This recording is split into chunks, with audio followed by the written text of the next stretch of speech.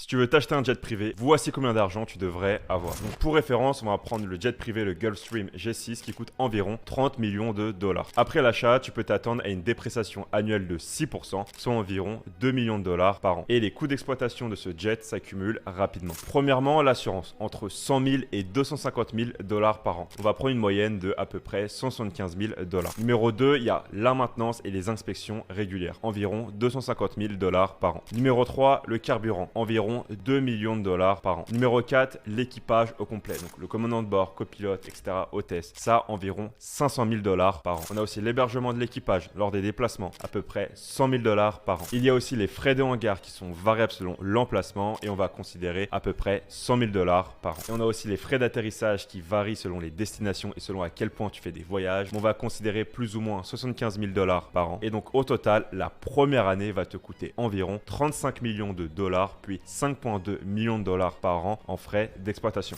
Et donc si tu utilises ton jet, c'est sûrement pour des raisons professionnelles comme la plupart des propriétaires de jets privés. Et donc tu pourras déduire une grande partie de ces coûts en charge d'entreprise. Donc pour résumer, pour pouvoir que tu puisses t'acheter un jet privé et ça sans stress financier, tu devrais avoir une fortune nette d'au moins 50 à 100 millions de dollars grand minimum. Et si tu veux plus de contenu dans ce style, je te laisse t'abonner à mon compte.